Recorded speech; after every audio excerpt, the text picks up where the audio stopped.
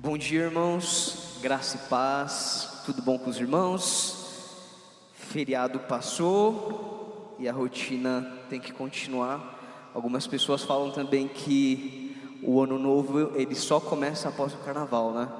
Tem um pouco disso, mas a gente sabe que muita coisa já aconteceu nesse ano e a gente está muito feliz de estar aqui nessa manhã. E eu quero te fazer um convite para você abrir a sua Bíblia na carta aos Filipenses. A gente vai ler Filipenses no capítulo 2. A gente vai ler alguns textos. Filipenses no capítulo 2 não, a gente vai ler Filipenses no capítulo 4. Filipenses 4. A gente vai ler Filipenses daqui a pouco. Eu estava preparando a mensagem, orando, e aí eu lembrei de uma situação que eu vivi eu ia falar alguns anos atrás, mas tem bastante tempo. Na época que eu era adolescente, eu acho que você também já passou por isso, a gente chega numa fase que a gente precisa tomar algumas decisões. E uma delas é a decisão qual que é a faculdade, qual que é o curso que você vai fazer. E aí naquela ocasião eu fiquei pensando, puxa, o que eu faço, o que eu gosto de fazer, o que eu acho que eu sou bom. E eu lembro que naquela época eu gostava muito de matemática. Eu gostava das aulas de matemática no ensino médio, naquela época, tá, gente? Porque hoje em dia já não lembro mais nada, passou muito tempo já. Mas eu gostava muito de matemática, e aí em determinado momento que eu estava ali pensando, eu falei, puxa, eu vou fazer matemática, só que eu já trabalhava. E aí e na empresa que eu trabalhava, eu falava, puxa, se eu fizer matemática, será que vai ser bom aqui na empresa que eu estou trabalhando? Aí eu decidi fazer um outro curso. E aí eu fui estudar ciências econômicas, fui estudar economia. Terminei o curso, graças a Deus, deu tudo certo. E aí eu não sei se você sabe disso ou já ouviu falar disso. No curso de economia tem duas grandes matérias que são praticamente a base do curso, que é a macroeconomia, que é uma visão geral, uma visão ampla da economia, e a microeconomia, que são as visões ali específicas. E aí eu lembro que as aulas de macro e microeconomia falavam muito comigo, assim, algumas coisas que eu achava, eu falei, gente, ninguém nunca falou isso. Lembro que uma professora que a gente teve, ela falou que tudo tinha um valor. Aí eu achei estranho, eu falei, nossa, como assim? Aí ela falava, puxa, você está vendo essa TV aqui? Alguém produziu, isso aqui tem um valor. Você está vendo esse teclado aqui? Alguém produziu, tem um valor. Esse microfone, a cadeira que você está sentado, tudo tem um valor, tudo teve algum esforço para ser feito. E aí eu falei, nossa, puxa, ninguém nunca tinha dito isso para mim. E aí em uma outra aula que eu tive de economia, teve um professor que ele falou uma frase, e aquela frase mexeu comigo até hoje. Eu fiquei pensando, ele falou assim, os recursos são limitados, mas a vontade humana não. E aí eu fiquei com aquilo na cabeça, eu falei, nossa, é verdade. Parece que os recursos, ou melhor, se a gente tem de repente o nosso salário, a gente tem o nosso salário e tem um teto que a gente ganha. E teoricamente a gente não pode gastar mais que esse teto. Só que parece que a nossa vontade, ela é sempre muito maior do que aquilo que a gente tem. E aí eu lembro que já naquele momento eu fiquei, puxa, interessante. Às vezes parece que é isso mesmo. Parece que a gente tem uma certa limitação para aquilo que a gente pode ter, mas a vontade humana, parece que aquilo que a gente tem no nosso coração, muitas vezes ela não é saciada tão facilmente.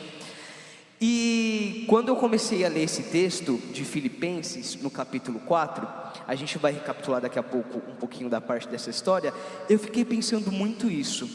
Em determinado momento, o apóstolo Paulo, a gente sabe que ele estava preso, e ele estava ali preso, toda naquela situação. Ele manda a carta, no capítulo passado ele falou um pouquinho ali sobre a gente ter alegria, e em determinado momento ele fala sobre contentamento. Ele escreve isso na carta e a gente vai ler um pouquinho sobre isso agora. Em Filipenses, no capítulo 4, do versículo 10 ao versículo 23, vai falar assim: como eu me alegro no Senhor por vocês terem voltado a se preocupar comigo. Sei que sempre se preocuparam comigo, mas não tinham oportunidade de me ajudar. Não digo isso por conta de estar necessitado, pois aprendi a ficar satisfeito com o que tenho. Sei viver na necessidade e também na fartura. Aprendi o segredo de viver em qualquer situação, de estômago cheio ou vazio, com pouco ou muito, posso todas as coisas por meio de Cristo, que me dá forças. Mesmo assim, vocês fizeram bem em me ajudar na dificuldade pela qual estou passando. Como sabem, filipenses, vocês foram os únicos que me ajudaram financeiramente, quando lhes anunciei as boas novas pela primeira vez e depois de seguir viagem saindo da Macedônia. Nenhuma outra igreja o fez. Até quando eu estava em Tessalônica, vocês enviaram ajuda em mais de uma ocasião. Não digo isso porque quero receber uma oferta de vocês. Pelo contrário, desejo que sejam recompensados por sua bondade. No momento, tenho tudo o que preciso. E mais, minhas necessidades foram plenamente supridas pelas contribuições que vocês enviaram por Epafrodito. Elas são um sacrifício de aroma suave, uma oferta aceitável e agradável a Deus. E esse mesmo Deus que cuida de mim, lhe suprirá todas as necessidades por meio das riquezas gloriosas que nos foram dadas em Cristo Jesus. Agora toda a glória seja a Deus, o nosso Pai, para todos sempre. Amém. Transmitam essas minhas saudações a cada um do povo santo em Cristo Jesus. Os irmãos que estão comigo também mandam lembranças. Todo o povo santo daqui lhe envia saudações, especialmente os que pertencem à casa de César. Que a graça do Senhor Jesus seja com o espírito de vocês. Queria orar com vocês. Senhor, muito obrigado, ó Pai. Senhor, muito obrigado por esse momento, muito obrigado pela nossa vida, muito obrigado porque a gente tem a oportunidade de estar aqui nessa manhã, ó Deus. Senhor, nós te pedimos, ó Pai, que a gente venha aprender da sua palavra, que a gente venha meditar e que a gente possa ser iluminado pelo seu Espírito Santo, ó Pai, e que a gente possa praticar tudo aquilo que a gente aprender. Assim nós oramos, não porque nós merecemos, mas nós oramos em nome de Jesus. Amém. Quando a gente estuda a carta de Filipenses, a primeira coisa que a gente pode observar, e a gente sabe disso, é que o apóstolo Paulo, ele estava preso. Quando o apóstolo Paulo ele escreve essa carta, eu confesso que eu fico bem surpreso quando ele fala que não falta nada para ele, que ele tem tudo, mesmo ele preso. E eu acho que é bom a gente pensar um pouco nisso, porque se a gente pensar numa pessoa presa hoje, a gente sabe que essa pessoa, ela está talvez coberta de muitos direitos humanos que a gente sabe da sua importância. Naquela ocasião não era bem assim. A situação que ele vivia era uma situação difícil, ele estava preso, ele não sabia o que ia acontecer. Quando a gente faz o resumo, ou a gente vai recapitular um pouco a carta de Filipenses, o que a gente pode observar? Filipenses é uma carta escrita pelo apóstolo Paulo, e ele estava na prisão. E ela é marcada, se a gente for pensar em algumas palavras, ela é marcada pela alegria, pela gratidão, pelo encorajamento. O apóstolo Paulo, mesmo numa situação difícil, ele está encorajando a igreja. E só isso aqui, a gente já pode pensar muita coisa. Como uma pessoa que está numa situação difícil, que não sabe o que ela vai acontecer, ela está ali naquele momento, tá tudo bem aqui comigo, não vai faltar nada e vai dar certo. E o apóstolo Paulo, ele mostra que a alegria cristã, ela não depende das circunstâncias, mas de viver para Cristo. E se a gente for olhar para a nossa vida e a gente começar a pensar, o que falta na nossa vida, o que falta na sua vida para você falar, puxa, para eu ter a vida perfeita, falta isso daqui para mim. Falta um carro, falta um apartamento, falta um filho, falta o quê? E muitas vezes, e essa é uma preocupação que a gente tem, muitas vezes parece que a gente vive uma vida, ou a gente é cobrado muitas vezes, para que a gente tenha coisas, e se a gente não tiver isso, parece que a nossa vida ainda não tá faltando alguma coisa. E isso de alguma forma é muito triste, porque a gente vive num contexto extremamente consumista. Um contexto onde as pessoas o tempo todo querem consumir. Já contei essa história aqui na igreja, mas em determinado momento eu estou na igreja, estou ali no final, ali recebendo os irmãos, aparece um casal de irmãos lá na igreja, e aí e era uma igreja, não é essa, tá gente, era uma igreja que eu fazia parte, e eu gosto de receber os visitantes, aí eu falei, puxa, conheci esse casal, conheci essas pessoas aqui, e aí eles estavam ali, e aí, beleza, aconteceu o culto, acabou o culto, e aí no final eu fui falar com eles, e é assim que eu fui cumprimentar eles. Depois no final, lembrei que eles eram conhecidos, amigos de amigos, eu falei, tudo bom? Eles falaram que estavam bem, e aí eles falaram assim, a gente está procurando igreja, e aí eles me falaram que eles já tinham ido em umas 7 igrejas, eles falaram assim, a gente já foi em umas 7 igrejas, e a gente está procurando uma igreja, nossa, que bênção, né? E eu já todo empolgado, eu falei assim, e aí? Fiz uma pergunta para eles, vocês gostaram? E eu lembro que a resposta deles me surpreendeu, porque eles poderiam ter respondido sim ou não, mas a resposta deles foi, a gente gostou da palavra, foi muito legal, o pastor usou a Bíblia, a gente leu, a gente gostou, mas a gente não gostou do louvor, porque o louvor ele precisa ser assim, assado, eu gosto desse tipo de música.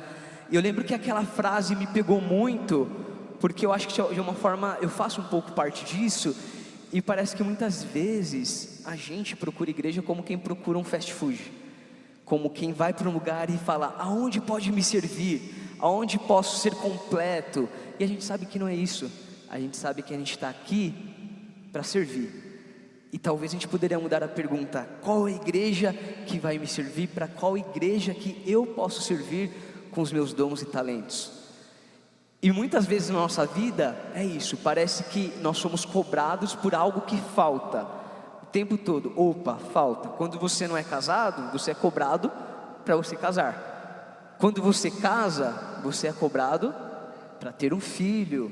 E aí quando você tem um filho, você é cobrado, cadê o segundo? E parece que o tempo todo existe uma cobrança, ou parece que existe alguma coisa que as pessoas falam assim, falta isso para você ser feliz. Esses dias atrás a gente estava conversando com algumas pessoas, e aí a pessoa contou uma história, que uma pessoa chegou para ela, era uma menina, né, e falou assim, nossa, você é tão gente boa, pena que ainda não casou, que pena, vai ser tão bom quando você encontrar alguém que vai te fazer bem. E é interessante porque de fato, eu acredito que a pessoa falou uma palavra para outra, desejando coisas boas, né? Vai ser tão bom, mas a pessoa falou, estou bem, não está faltando, vai ser bom se tiver. E parece que na nossa vida, o tempo todo, a gente é cobrado. E aí quando a gente olha os capítulos de Filipenses, a gente pode observar várias coisas. A gente está estudando uma série de Filipenses aqui na igreja, e hoje é o último dia dessa série, é o fechamento, é o encerramento dessa série. Quando a gente olha o capítulo 1 e a gente vê todo esse contexto de Filipenses, a gente vê primeiro que o Evangelho, ele avança mesmo no sofrimento, viver é Cristo. Quando a gente olha para o Evangelho e a gente olha a nossa vida, mesmo a gente sendo crente, o sofrimento ele pode chegar. A gente não está ileso de passar situações difíceis na vida, a gente não está ileso de situações complexas. Só que a gente vê no capítulo 1 que apesar de todo o sofrimento e de toda a luta que a gente tem, viver é Cristo, porque a nossa vida é uma vida para Deus. No capítulo 2 vai falar assim, o Evangelho gera humildade, unidade e serviço, tendo Cristo como exemplo. Quando a gente abre o capítulo 2 em Filipenses e a gente vê aquilo, o sacrifício que Jesus fez, a gente já pode observar isso também na nossa vida, que o Evangelho, ou melhor, o serviço dentro do Evangelho, ele é parte fundamental para a nossa caminhada. E Cristo, ele foi o exemplo, ele sai lá de cima e ele desce aqui, e ele vira homem e ele serve, ele está ali. Já no capítulo 3, a gente pode observar que tudo perde valor diante de conhecer a Cristo. O alvo é crescer nele. Na semana passada a gente viu isso, que por mais em determinado momento do capítulo 3, o apóstolo Paulo ele faz uma lista de tudo aquilo que ele tem. Ele fala, puxa, eu nasci na tradição judaica, eu já fiz tantas coisas, mas sabe de uma coisa? Por mais que eu tenha tudo isso, a minha vida depende de Cristo. tudo isso para mim é em vão, mas na verdade é Cristo, e o alvo é crescer em Cristo, é nele. A gente começou na semana passada o capítulo 4, que fala assim: o Evangelho sustenta a vida diária com paz, contentamento e confiança em Deus. A gente viu a história de duas irmãs em Cristo, duas pessoas que serviam na igreja, que estavam tendo um tipo de conflito, e como aquele conflito de alguma forma também poderia afetar também o relacionamento da igreja, e como aquele conflito trouxe também inclusive ansiedade, trouxe tantas coisas ruins ali, e o apóstolo Paulo sempre focando nisso, em Cristo. E agora no finalzinho desse capítulo 4, a gente pode observar uma outra coisa. O apóstolo Paulo, ele está preso, ele passou por várias situações na vida dele, e mesmo assim, ele entende que ele tem tudo, que não lhe falta nada. O que sustenta a vida é a suficiência em Cristo, não as circunstâncias, não a estabilidade, não o reconhecimento e não o desempenho, mas Cristo. Se a gente olhar para a nossa vida e falar: o que falta para a minha vida ser perfeita? E se a resposta não for Cristo, talvez a gente nunca encontre. Eu posso ficar a minha vida toda procurando algo que eu só vou encontrar em Jesus. A pessoa pode ter tudo, não faltar nada, e a gente sabe de várias histórias de pessoas que têm tantas coisas, só que está ali procurando alguma coisa que parece que tem alguma coisa que falta. E a gente sabe que na nossa vida é exatamente isso. A gente depende de Jesus. E eu não sei vocês, mas para a gente esquecer isso é muito fácil, né? Parece que a gente vai vivendo a vida e vai aparecendo coisas, e de repente a gente esquece que a nossa dependência é uma dependência de Jesus. Eu queria ler de novo o versículo 10 e o versículo 11, que fala assim: Como eu me alegro no Senhor por vocês terem voltado a se preocupar comigo. Sei que sempre se preocuparam comigo, mas já tinha oportunidade de me ajudar. Não digo isso por estar necessitado, pois aprendi a ficar satisfeito com o que tenho. Sei viver na necessidade e também na fartura. Aprendi o segredo de viver em qualquer situação, de estômago cheio ou vazio, com pouco ou com muito. Isso daqui é um ponto muito interessante, porque o apóstolo Paulo, ele recebe sustento da igreja de Filipos. Ele recebe ali o sustento, ele recebe ali uma ajuda. Só que eu gosto da educação do apóstolo Paulo, porque ele simplesmente não fala, não precisava e não precisava ter enviado. Não, ele agradece. Ele fala: muito obrigado porque vocês me ajudaram, muito obrigado porque vocês ofertaram na minha vida. Eu já aprendi a viver, já sei como que é passar necessidade, e já sei como que é ter fartura. Paulo não é indiferente, ele agradece, ele valoriza o cuidado. E eu gosto muito disso, de observar como as nossas crianças, elas têm aprendido isso.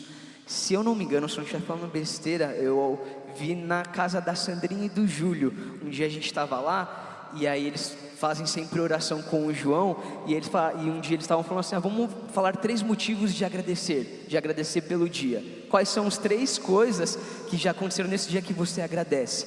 Parece que é um exercício simples, parece que é um exercício, nossa, mas só isso. Mas gente, só da gente parar alguns minutos do nosso dia e a gente falar: por que eu agradeço de estar aqui nesse momento? E eu acho que só o dom da vida já é um agradecimento. Só o fato da gente ter saúde já é um fato da gente agradecer a vida. E talvez a gente possa aprender isso com as nossas crianças também, de olhar o nosso dia e falar: por quais motivos eu agradeço de estar aqui? E a gente pode observar que o apóstolo Paulo, ele deixa claro: a sua estabilidade não depende da ajuda. E esse daqui é um ponto muito interessante, porque o apóstolo Paulo, ele fala que ele aprendeu a lidar com toda e qualquer circunstância. E parece que às vezes a gente pode acontecer da gente ficar dependendo de alguém ou de algo aconteça para que a nossa vida mude. E eu lembro uma vez que eu estava com uma chefe que eu tive, E a gente estava tendo uma avaliação de desempenho, de feedback, e ela falou uma coisa assim, do nada. Ela falou assim: nossa, Diego, lembra de uma coisa, que a motivação que você tem para trabalhar não depende de mim e de ninguém aqui, isso depende só de você. Porque ela falou: eu posso te oferecer muitas e muitas coisas, mas se você mesmo não saber o motivo do que você está aqui, não vai fazer sentido. E eu achei interessante ela pensar nisso, de tipo, puxa, qual que é a motivação? O que me motiva a trabalhar? Por que que eu estou aqui? E de fato, se a gente pensar, a gente precisa trabalhar muitas vezes por conta do dinheiro, porque a gente precisa pagar as coisas, porque eu preciso pagar o meu aluguel, porque eu preciso comprar comida, eu preciso pagar a faculdade e tantas outras coisas. Mas quando a gente olha e a gente fala: Senhor, muito obrigado pelo trabalho que eu tenho. Pode não ser o melhor trabalho do mundo, mas esse que eu tenho é o que me ajuda a ter a vida que o Senhor tem me dado, a ter esses recursos que o Senhor tem me dado. E o apóstolo Paulo, ele coloca isso, que a estabilidade dele não depende de ajuda. Ele não está terceirizando essa necessidade, ele não está fazendo isso. E se a gente for observar, o contentamento, ele não é desistência, ele não é a apatia, ele não é acomodação ou falta de ambição saudável. E esse aqui é um ponto interessante, porque eu vou tentar separar o contentamento da preguiça. Porque às vezes a pessoa fala assim: eu já tá tudo certo com a vida que eu tenho. E tudo bem nisso, é verdade. Só que pode acontecer de às vezes a pessoa tá com preguiça mesmo, fala: eu não quero mais, tá tudo bem da forma que tá. Só que às vezes parece que a gente tem tantas oportunidades que a gente poderia aproveitar na vida, e às vezes para ter uma vida melhor mesmo. E o contentamento não é isso. Não é você simplesmente: eu vou desistir, porque é isso mesmo, não vai passar disso, eu vou desistir. Não, o contentamento não é isso, não é isso que o apóstolo Paulo ele fala. O contentamento, ele é liberdade interior, desapego do controle e confiança no cuidado de Deus. Porque se a gente pensar na liberdade interior, é exatamente isso, é você não ficar pensando: meu Deus, o que falta para a minha vida? O que falta para eu ser feliz? O que falta para eu ter a vida perfeita? E não é exatamente isso. E também aqui tem um ponto que é o desapego no controle.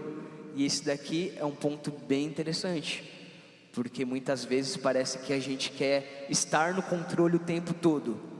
Parece que a gente está dentro de um automóvel e a gente deveria estar no banco do passageiro e deixando Deus ali. Deus está no comando, Ele vai controlar. Só que muitas vezes, sabe o que a gente faz? A gente pega o volante e faz isso daqui: não, Senhor, é desse lado aqui. Não, é para esse lado aqui. E não é isso. A gente sabe que a gente coloca a nossa confiança no cuidado de Deus. É a gente falar assim: puxa, eu vou procurar um emprego melhor, porque eu quero ter uma vida melhor. E posso falar uma coisa? Se não der certo, a gente sabe que Deus está no controle, que Deus não vai deixar faltar. E a gente pode observar isso. E quantas vezes na nossa vida, ou melhor, quantas vezes nossa vida oscila, porque o nosso humor depende das circunstâncias. Sabe uma situação, ou alguma situação que acontece que parece que o nosso humor muda? Você estava bem, e aí uma coisa que acontece e muda. E muitas vezes acontece isso, e a gente sabe que a gente precisa depender e se contentar no Senhor. No versículo 12 fala assim: sei viver na necessidade e também na fartura, aprendi o segredo de viver em qualquer situação, de estômago cheio ou vazio, com pouco ou com muito. E o apóstolo Paulo, ele fala: sei passar necessidade e sei ter abundância. E eu não sei se já aconteceu isso na sua vida. Já aconteceu alguma situação com você que você falou: olha isso, eu estou passando por um perrengue, tantas coisas difíceis, só que parece que depois de meses, depois de um tempo, você está totalmente oposto na sua vida. E querendo ou não, a gente não aprende com isso. Parece que a gente dá mais valor para aquilo que a gente tinha. A gente fala: puxa, eu sei como que é difícil, eu já passei por isso, eu sei como que é estar nessa situação. E muitas vezes parece que isso é uma oportunidade. da gente ser lapidado também. E falar, puxa, eu passei por isso e as coisas mudaram e eu sei passar por isso. E o apóstolo Paulo, ele aprende 2 movimentos. O primeiro é não se desesperar na escassez. E eu acho que quando a gente está passando por alguma situação difícil e realmente está doendo ali, a gente pode entrar nesse desespero e falar, meu Deus, e agora o que vai acontecer? O que eu faço agora? E eu estava lembrando de uma história, eu até falei, a Ana Alzira, que é a nossa missionária na Junta de Missões Mundiais, eu até falei para ela que eu ouvi essa história esses dias, e aí eu falei para ela que eu gostei muito, que ela conta a história que em determinado momento ela foi para Angola, e ela foi levar muitas coisas que ganhou para levar para lá, e se não me engano ela levar para o seminário, eram muitas doações, muitas coisas, e ela foi levar, só que em determinado momento, ela vai pegar o voo, e ela vai levar essas doações, só que era muita coisa, e o avião ali estava parado, estava levando as coisas, e aí em determinado momento, o piloto anuncia que eles precisavam sair, e não ia dar tempo de levar tudo.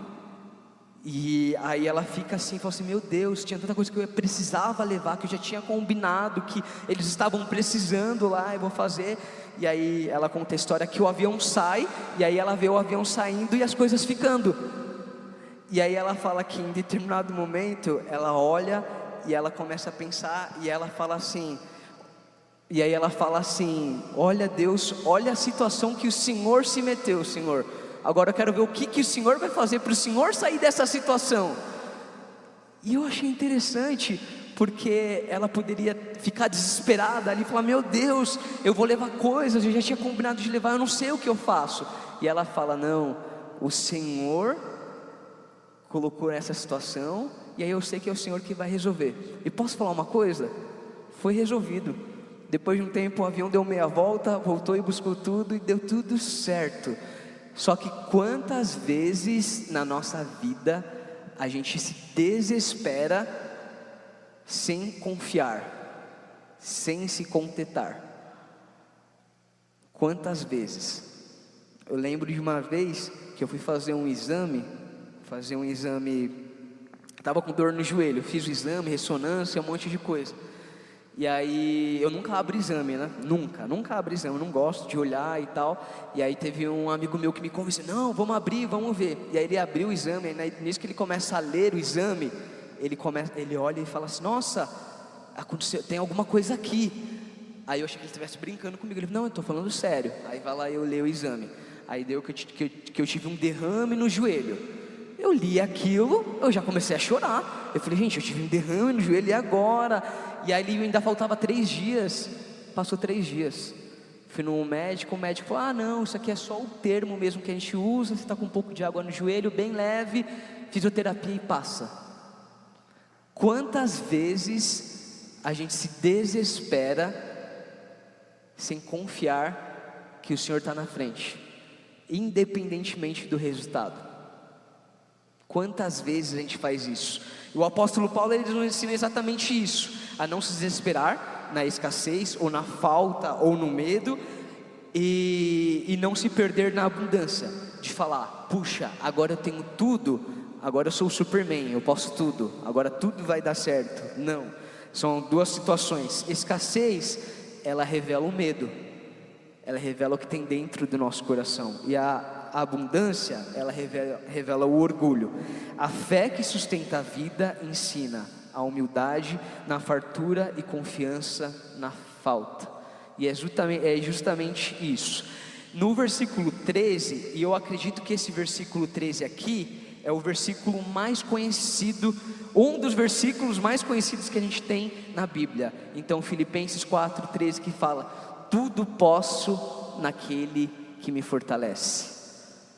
Você já deve saber que muitas pessoas usam esse versículo de uma forma errônea, de olhar para o versículo e falar assim, eu posso tudo, porque tudo posso naquele que me fortalece, então tudo é meu, tudo vai dar certo, tudo, porque tudo posso naquele que me fortalece.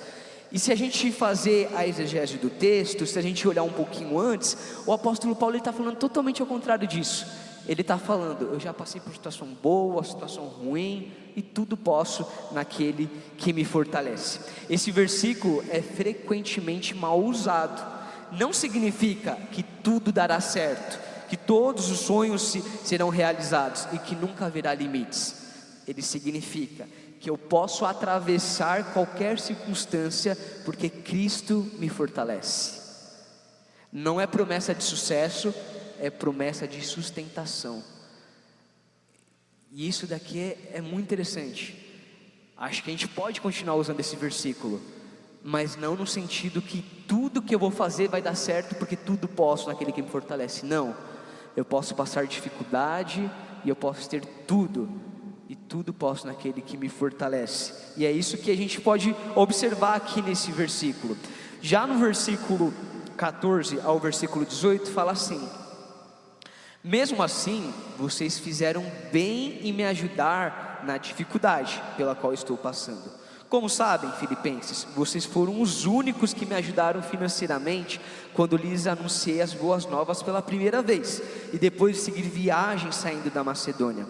Nenhuma outra igreja fez. Até quando eu estava em Tessalônica, vocês enviaram ajuda em mais de uma ocasião. Não digo isso porque quero receber uma oferta de vocês. Pelo contrário, desejo que sejam recompensados por sua bondade. No momento, tenho tudo o que preciso, e mais, minhas necessidades foram plenamente supridas pelas contribuições que vocês enviaram por Epafrodito. Elas são um sacrifício de aroma suave, uma oferta aceitável e agradável a Deus. E aqui é interessante, porque o apóstolo Paulo, ele agradece por tudo que ele tem. Ele fala que ele sabe viver com uma situação muito difícil, com a falta e também com a sobra, com tudo aquilo. E em determinado momento ele fala para a igreja: muito obrigado, vocês fizeram bem em me ajudar. E quantas ocasiões a gente já passou na nossa vida que parece que apareceu uma pessoa para nos ajudar e fez total diferença na nossa vida. E é justamente isso que o apóstolo Paulo ele está falando. O apóstolo Paulo ele estava preso, estava numa situação difícil. A oferta que eles mandaram aqui para ele é uma oferta financeira.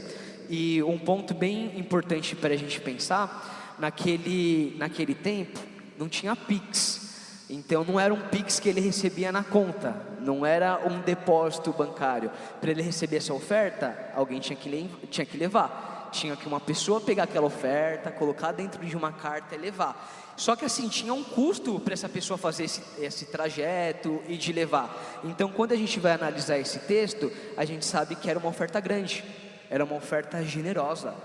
A igreja quis realmente abençoar a vida dele. Apóstolo Paulo, aqui está essa oferta. E eu tenho certeza que a oferta que ele recebeu ajudou muito na expansão do evangelho.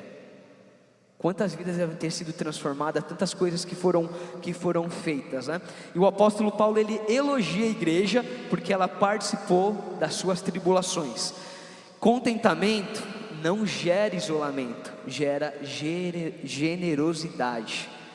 E esse aqui é um ponto interessante, porque não é simplesmente eu estar feliz com a vida que eu tenho. A minha vida está ótima, está muito boa, agora eu vou ficar na minha casa e todo mundo lá do outro lado.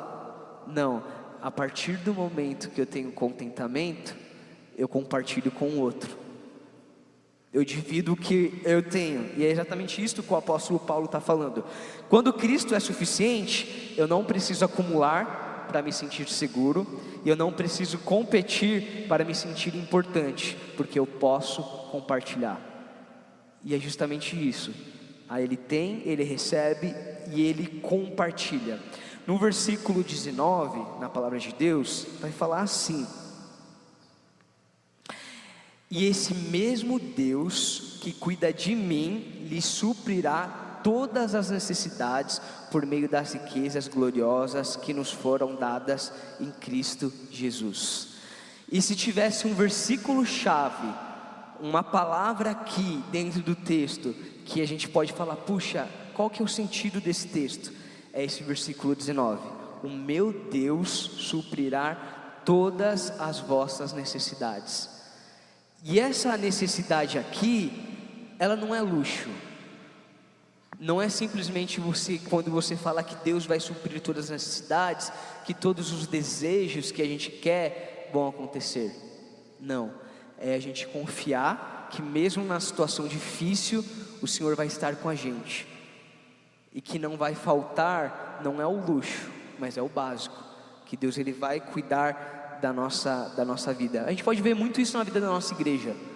Como que mesmo todo mês a gente na dificuldade, pagando isso e aquilo, e Deus ele supre, Deus ele cuida, ele não deixa faltar. A gente tem o nosso espaço, a gente tem tantas coisas boas aqui que Deus tem nos dado, e é exatamente isso.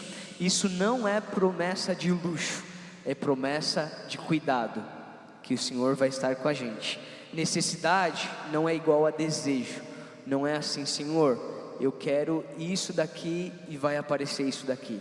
Não, essa necessidade é a gente confiar naquilo que o Senhor vai fazer, que o Senhor vai cuidar da nossa vida. E se a gente puder, ou se a gente fizer, e hoje é o fechamento, o encerramento de toda a carta de Filipenses, a gente pode ver tantas coisas acontecendo ali. Primeiro a gente aprendeu que a comunidade sustenta a vida. Quando a gente olha para a nossa vida e a gente olha, puxa, eu tenho uma vida que é isso, Deus tem cuidado. A gente vê já no começo da carta que a comunidade ela sustenta a vida. O fato da gente ter irmãos, a gente ter uma comunidade que a gente possa estar junto, é bênção de Deus na nossa vida. É o Senhor cuidando de nós. A gente aprendeu também que é Cristo que cuida das nossas relações. Que quando a gente olha a nossa história e a nossa vida, se a gente depender só das nossas forças, não vai dar certo. É o Senhor que cuida de todas as nossas relações. A gente aprende também que a nossa identidade não é desempenho. Não é, puxa, eu vou fazer tudo porque a partir disso eu vou ser reconhecido que eu sou um filho amado de Deus. Não, eu sou um filho amado de Deus independentemente do que eu faça. E o mundo prega exatamente o contrário, que eu preciso fazer para ser reconhecido. Eu preciso me apresentar como aquilo que eu faço. Eu sou um médico, eu sou advogado, eu sou empresário. E não, a gente sabe que a nossa identidade, ela não é no desempenho, não é naquilo que a gente faz, mas é em Jesus. Aprendemos que a paz, ela guarda a mente.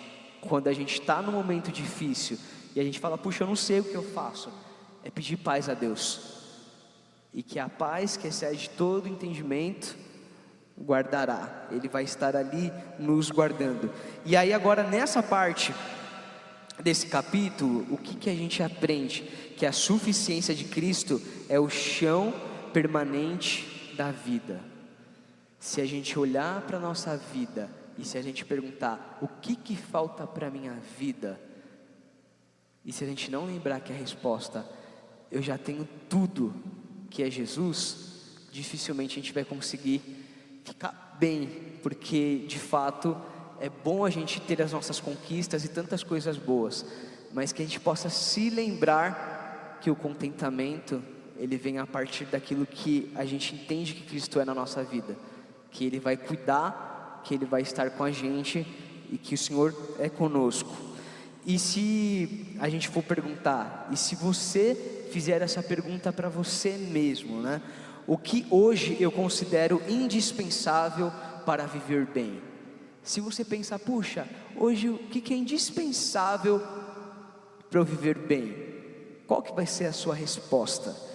E se na sequência você fizer a pergunta, o que se me for atirado, o que se eu tirar, abalaria completamente a minha identidade? O que seria isso? Você consegue observar isso na sua vida? Puxa, eu tenho isso, mas se me tirar isso, vai ficar difícil para mim. E a terceira pergunta é, eu tenho aprendido contentamento ou apenas sobrevivido? Eu tenho de fato olhado para tudo que eu tenho? Você tem olhado para tudo que você tem e você fala, puxa, eu sou grato a Deus pelo que eu tenho, pela minha família, pelo meu trabalho, pela minha casa, por tantas coisas que o Senhor tem me dado? Ou será que a gente tem olhado mais, Senhor, falta isso, falta aquilo. E talvez as nossas orações, elas vão revelar o que realmente tem estado no nosso coração. E a nossa oração é justamente essa, que a gente possa olhar para a nossa vida e, apesar da gente saber tantas coisas que o Senhor tem nos dado, que a gente possa confiar nisso. Senhor, eu tenho tantas coisas que o Senhor já tem me dado, e eu não estou falando de coisas físicas. Nossa família, tantas coisas o Senhor tem cuidado. Eu queria orar com os irmãos agora, te fazer um convite para você ficar em pé. Se a gente pudesse resumir a carta aos Filipenses, em poucas palavras, eu faria essa divisão: menos ansiedade e menos comparação, mais Cristo e mais estabilidade. E é justamente isso. A carta de Filipenses foi uma carta que a gente estudou nos últimos 8 domingos, tantas coisas que a gente possa aprender, mas a nossa oração é que a gente possa praticar tudo aquilo que a gente ouviu, tudo aquilo que a gente viu. E eu queria que você pensasse agora um pouco nessas coisas que a gente conversou, e que você possa entregar a Deus nesse momento aquilo que você olha na sua vida e você fala: puxa, Senhor, eu quero estar contente naquilo que eu tenho. Senhor, muito obrigado, ó Pai. Muito obrigado, Senhor Jesus, por cada pessoa que está aqui, ó Deus. Senhor, nós te agradecemos, ó Deus, pelas nossas vidas, porque o Senhor tem cuidado da nossa igreja, Senhor Jesus. Senhor, obrigado, ó Pai, porque muitas vezes, ó Deus, a gente não sabe como orar, como pedir, ó Deus, mas na sua palavra diz que o seu Espírito, ó Deus, intercede por nós, ó Pai. Senhor, assim como o apóstolo Paulo, Pai, viveu uma situação difícil, ó Deus, e nos escreveu essa carta, ó Deus, falando para a gente ficar alegre, contente, ó Pai, que a gente possa aprender isso, ó Deus. Senhor, nós te pedimos pela nossa igreja, ó Pai. Senhor, abençoa cada irmão que está aqui, ó Deus, cada pessoa, cada criança, Senhor Jesus. Senhor, nos abençoe e cuida, Pai. Senhor, nesse momento nós também queremos te pedir, ó Deus, pelo pastor Reinaldo, ó Pai, pela sua família, pela Cris, pelo Estevão, Senhor. Senhor, nós te pedimos que o Senhor possa cuidar daquela casa, o Senhor possa cuidar da mente, do coração deles, ó Deus. Senhor, nós te pedimos que a nossa igreja, Deus, seja um canal de bênção, ó Deus, uma agência de transformação nessa terra, ó Pai. Abençoa cada irmão que está aqui, ó Deus, que o Senhor possa nos dar um domingo abençoado e um próximo mês abençoado também, ó Deus. Nós oramos, ó Deus, não porque nós merecemos, mas nós oramos em nome de Jesus, hoje e sempre. Amém.